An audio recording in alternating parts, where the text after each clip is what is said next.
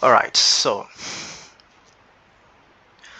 we'll be looking at this definition, and those concepts are very key. You must bear them in mind as a data analyst because these things forms the body of the things you'll be doing. So there's a saying that when you torture the data well enough, it will confess. You know how certain persons are called suspects when they are apprehended by the government, by the law enforcement agencies like the police, and they are brought to custody.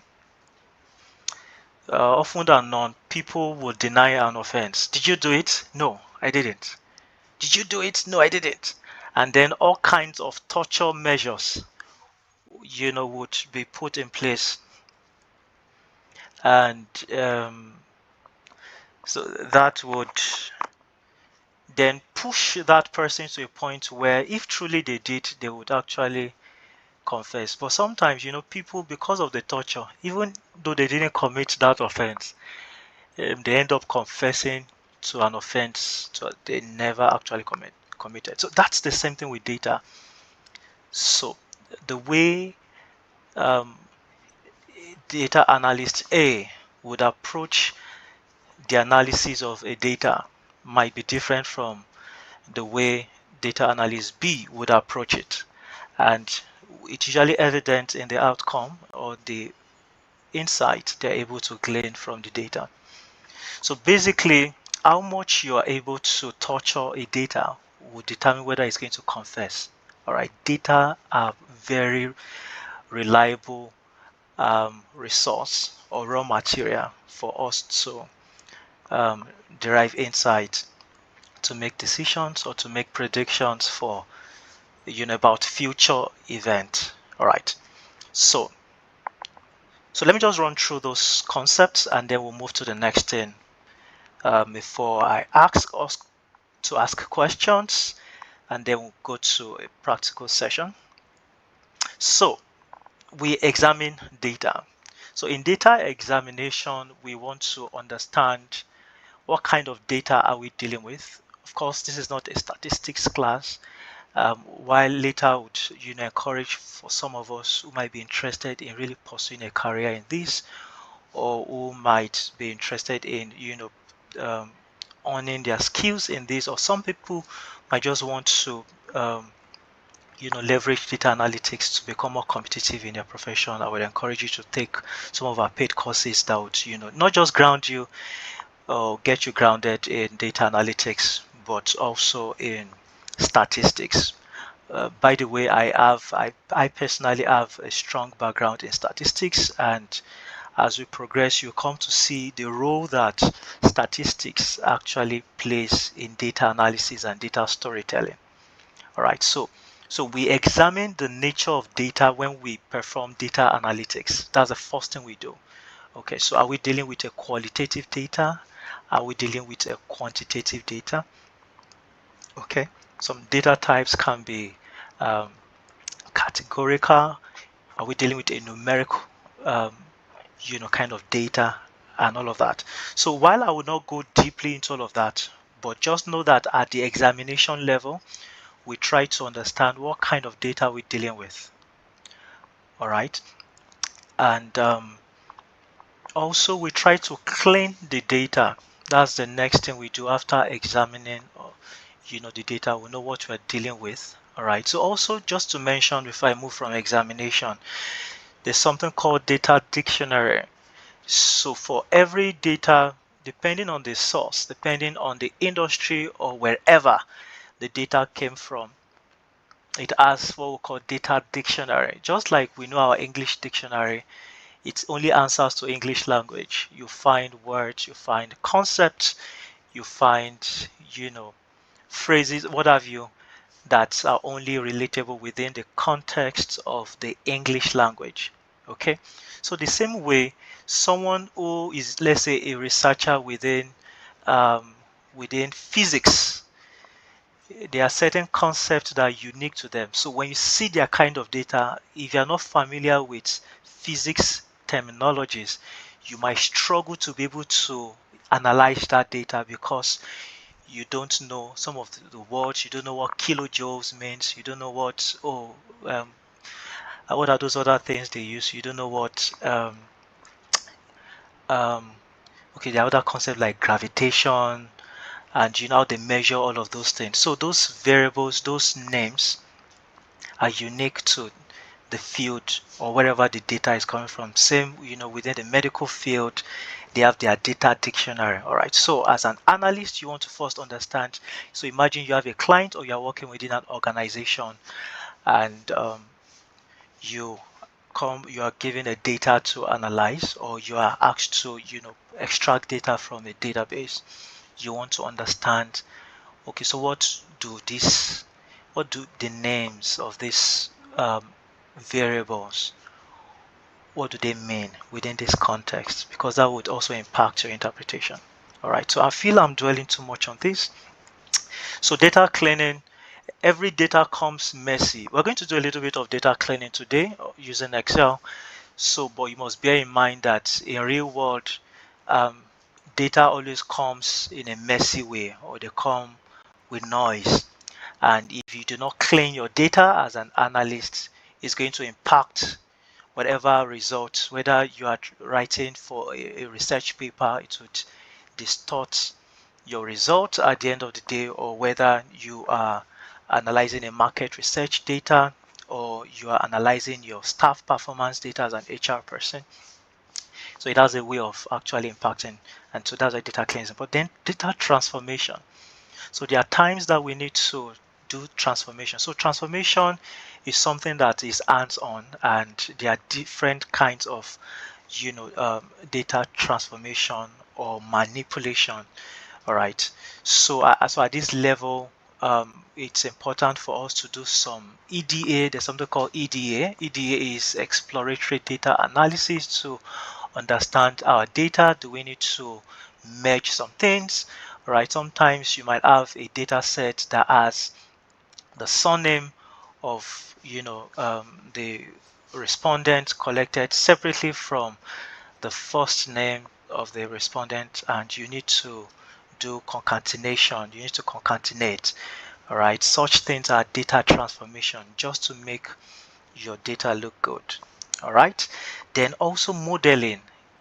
So we model data to extract valuable insights. All right, so most times, because we like to um, you know make predictions, most times, of course, we do other things like diagnostic tests, but then so we try to do modeling. So these are concepts that might still be new to so many of us. It's okay. All right, but just know that as you journey into becoming a data analyst, there are things you find yourself doing day in, day out, and trust me, working on data can be adventurous and very exciting. Then also, so the insight we're able to derive from modeling our data or performing statistical analysis on our data helps us to generate insights that would support decision making at the end of the day, and then we're able to solve real life problems. And that's the beauty of data analysts. They solve real life problems. Some of them stand at the ends of affairs of government to give expert advice on what should be done. All right, so I'm going to be a little bit faster moving on. I needed to just take my time on that. Okay, so why does data analytics matter? So the first thing is it drives informed business decision. So we can't decide. It's like data analysis is, or data analytics is like a prophet, an accurate one for that matter, or one that is near accurate, that says, oh, wait for me, let me consult. Okay, and then is able to say, oh, this is how you should do things based on this analysis. This and this are the things you need to do, or you can, with data analysis, you can advise investors about potential risk in a particular investment.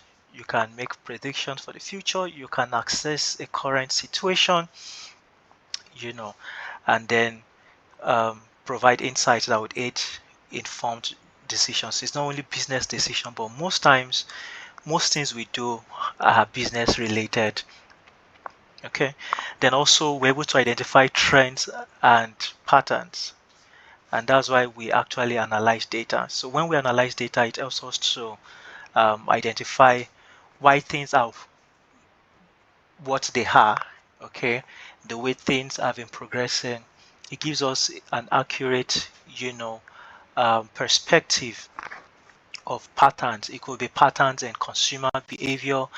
It could be patterns in a brand's health, in a particular market or industry. Then also, it's important for it because it helps us optimize operations and performance. All right. It helps us to be able to cut costs, helps us to make sure we're able to use to maximize the available resources within the best time limit that we have.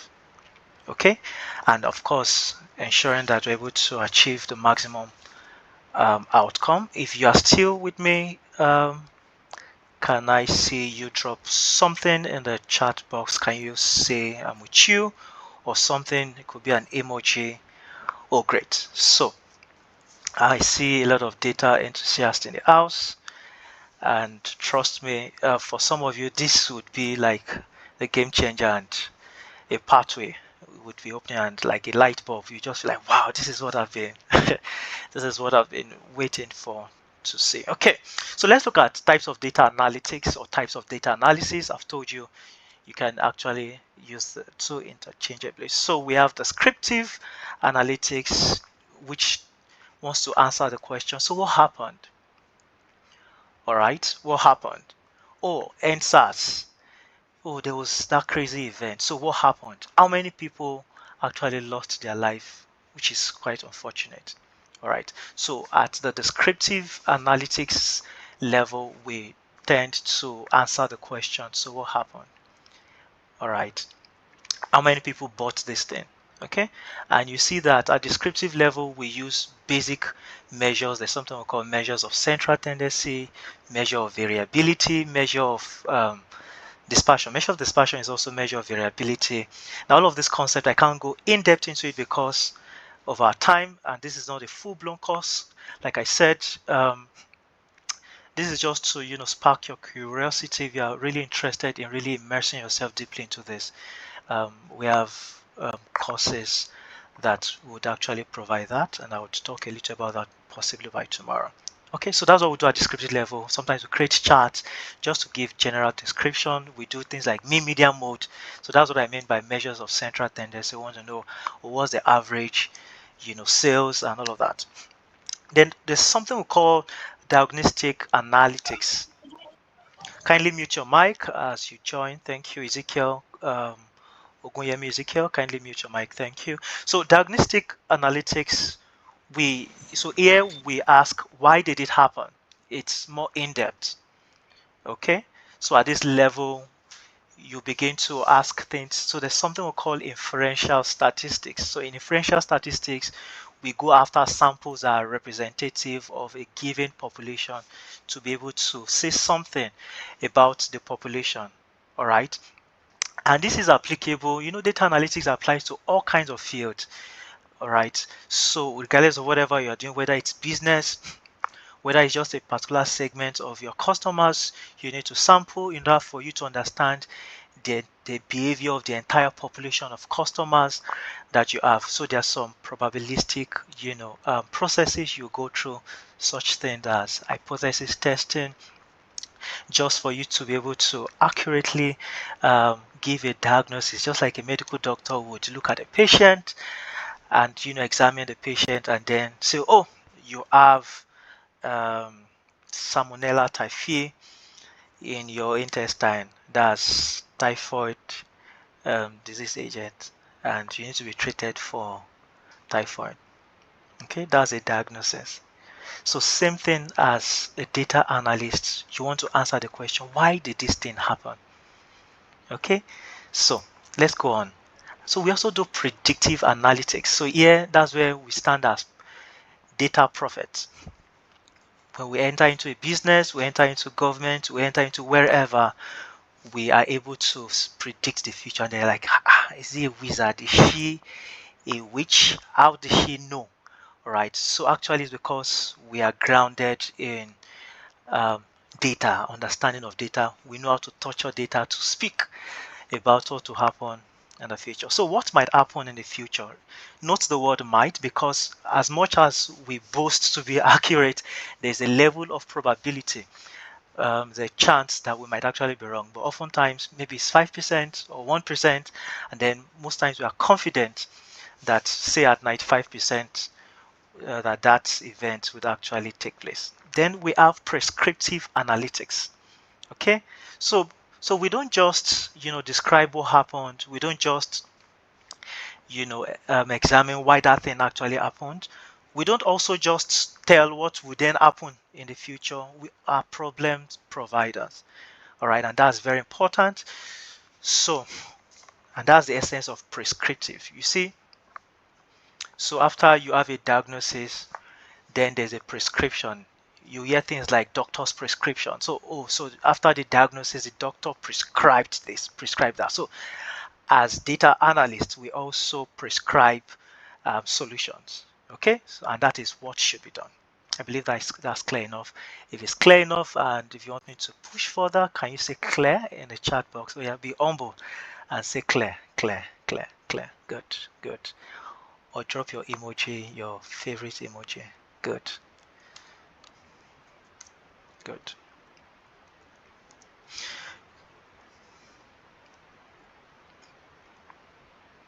Awesome. Thank you, thank you, thank you. Good. All right, I'm glad that you are getting it. It's my joy that you're able to get it. Okay, so like I said, we can't just jump at Excel, else we'll just be aimless. We'll be like people beating the air without direction if we do not understand why we do what we do. So there's such thing as the data analytics pipeline. Okay, so it pretty much gives us insight of the various step-by-step processes that we engage in as data analysts in order for us to be able to either do descriptive analytics or diagnostic analysis or analytics, or predictive, and of course prescriptive.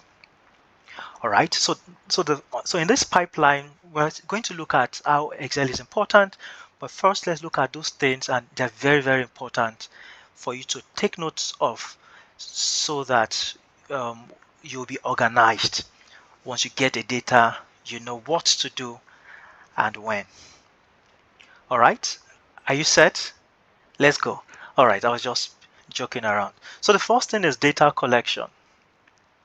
So you want to gather data from either a source or multiple sources, e.g. from surveys or databases. So at this level, it's either your data already exists somewhere in form of maybe data stored in a database. It could be in a government database, like we have the World Bank database, where you can see things like countries per capita GDP, or from other databases like NDHS, where you can pull out. So NDHS is Nigeria Demographic and Health Survey. You can pull out health related data from the survey.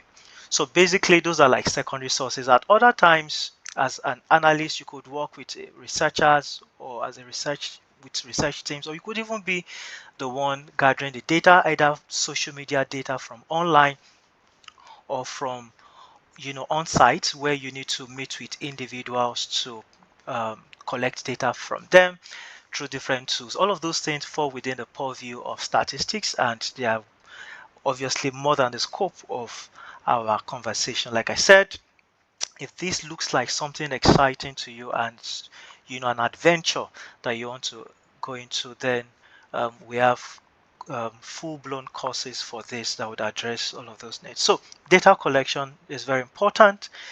I mean, you want to analyze data, the first thing you need on ground is data. Okay, and this data can come in different forms. All right, and how they come also determines how we save them, All right, we have some data have to be saved as flat files, in comma separated value files. That's all called .csv files. It can be in Excel format, it can be in JSON files, etc., etc. So I do not want to dwell so much on that. So you need to collect your data. That's the first thing. And I do not know if you already saw the data. I sent 2 data sets to the WhatsApp group page. If you are not already on the WhatsApp group page, a team member will drop the link in the comment section. So the next thing would be to clean your data. So in the pipeline, you need to be able to clean your data. So in data cleaning, some of the things we do is we want to look at blank cells. Let's say you are dealing with a spreadsheet-like form of data. You want to, deal with blank cells. Those blank cells are called missing values. So, so you want to undo those. You want to remove duplicates at times for certain columns. You notice duplicates. Take for example, while I was analyzing the data of those of us that registered for the webinar, I noticed that some of us, there were double entries, there were duplicates here and there. So out of, say, just giving an example, out of say 255, about just 225 were actual people. So it looked like there were double entries here and there and all. So duplicates, very important. Then sometimes we like to also, standardize the data format. It could be the date. Sometimes there could be irregularity during entries while the people were probably filling the form, or the people that were recording the data, there were mistake in terms of the way dates were recorded. So we want to standardize, we want it to be even across board. So that's at that level in the pipeline. We want to clean our data, because this would ensure the integrity of our data, so that whatever insights and decision we are making at the end of the day, we can be sure that it is accurate. All right. So the next thing is data transformation. We want to prepare and we want to structure our data for analysis. Sometimes we need to filter, sometimes we need to regroup, and all of that. So these things are the things to bear in mind. To aid easy analysis, you need to do some data transformation depending on how your data comes. All right. Then the actual analysis is the next thing on the pipeline. Okay. Now, so here we want to do some calculations, we want to identify trends, and then want to derive actual insights. Okay, so that's where the actual analysis comes in. Then visualization is a very important component within the data analytics pipeline, because most of us would have interacted with very beautiful charts. You would see some reports, some articles, you're like, wow, look at these charts, look at this chart, look at this report, look at this dashboard, it's so fine, and all of that. So we also like to do that. So while, for example, Excel can do that, there are other tools that are designed for this purpose, such thing as Tableau, such thing as Click, such thing as Microsoft Power BI. Again, those are tools that data analysts actually use to visualize. Then actual decision making is part of the pipeline. So the insights we get, then we're able to use it to inform strategies and solution. Okay, so this is the last part before I take you to Excel. So because we are dealing with Excel today and of course tomorrow, so ask ourselves where Excel comes in here. So Excel is a powerful tool for data cleaning. Many of the times, and if not 90% of the times, no matter how experienced you are, there is a part of you that still uses Excel for data cleaning. So people raised their hands.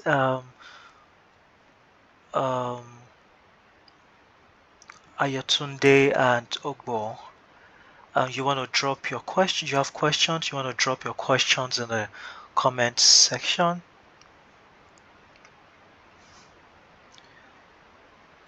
Okay, so let me just give them a few seconds to do that.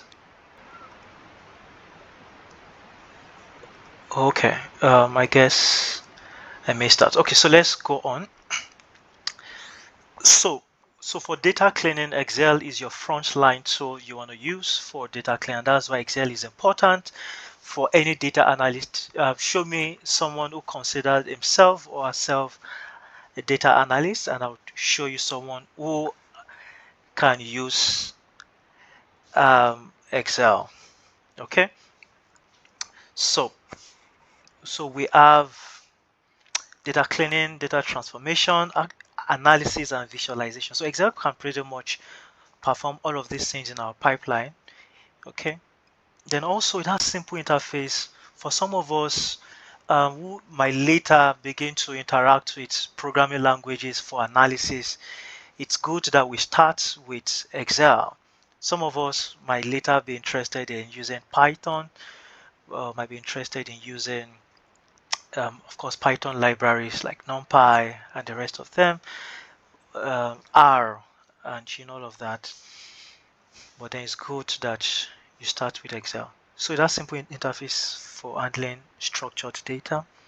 Then lastly, so it has powerful features which, especially the pivot tables, we'll be looking at pivot tables, especially tomorrow before we create dashboards.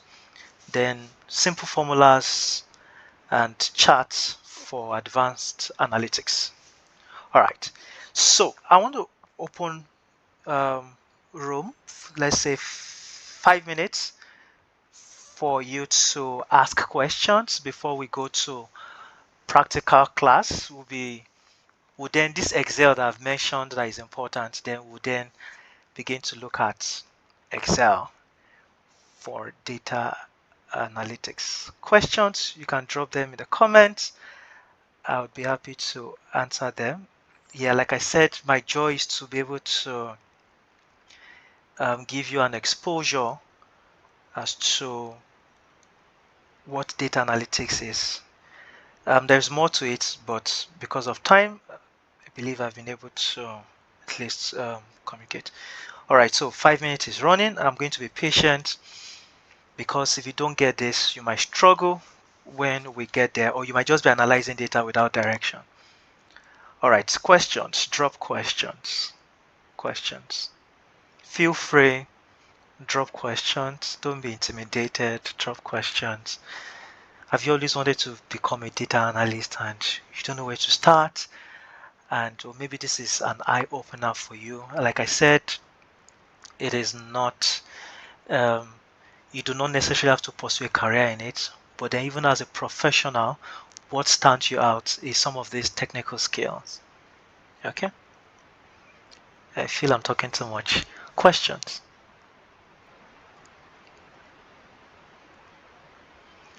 Hi, Peter. Do you want to speak to the mic instead? Okay, some persons might want to speak to the mic. I don't mind. Please go ahead.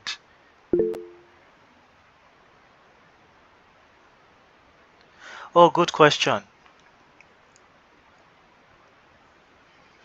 So the question is, can Excel be used only for data analysis? No.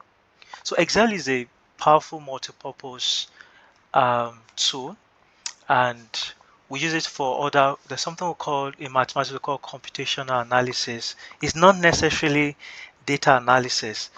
They are basic operations. All right. Also, we use Excel for task automation. There's something called VBA. For those people who might be interested in our courses later, you would come to see what we call VBA for task automation for repetitive tasks. Okay, so those things are not necessarily within the purview of data analytics. However, Excel is still able to perform that. Yeah, I hope that answers your question. Okay, if I've addressed that, kindly drop your hand so that we'll be sure to know those people. All right, so if you have questions, you can just drop it in the comment or unmute. Linda, are you asking a question? Your hand is actually up. That's actually been up for a long time. Okay. You have 2 minutes more to ask a question. All right, Linda, thank you. Yes, good question. Experiment question. Let me also pick the other one so that I would answer them together. So a question says, so after some scientific experiment, can Excel also be used to analyze or interpret the experiment? Absolutely. So in experimental design, so Excel, in fact, sometimes for most people, especially within the scientific field, it's their frontline tool. Okay, especially for your data entry. All right, so most times when you conduct your test in the lab, usually based on time, and so your recordings and all of those things will be documented in such a way that you can actually analyze them using Excel. So yes, Excel is useful there. Okay, so someone says, I mean, if I don't want to use other tools like SQL and Power BI, and I only want to use Excel as my analysis tool. So to an extent you can actually use Excel. All right, so the advent of other tools is based on the limitation of a particular tool. Okay, and that's why sometimes they work hand in hand. They can be very complementary in nature, and at other times you can use them independently. So there's another question that says, sir, please can this lecture be given to us so we can go back? Of course, it's currently being recorded. Okay, so I want to move because of time. Okay, you still have 1 minute. Oh, time up. So I'm just going to move to the spreadsheet. All right, thank you. Do you have any other question? Okay, yes. So I see a question here. So, okay, well done, sir. The webinar is so clear and impactful. But, sir, after cleaning the data, can it be retrieved back? Yes. Your raw data, yes. You can do it manually, and even within the analysis itself, yes, you can do that. Sometimes, even before you proceed, you might want to create a copy of your data before you commence the cleaning. So this person is already taking us far ahead, but then we are coming there. Ogbo, your hand is raised. Do you have a question? Uh,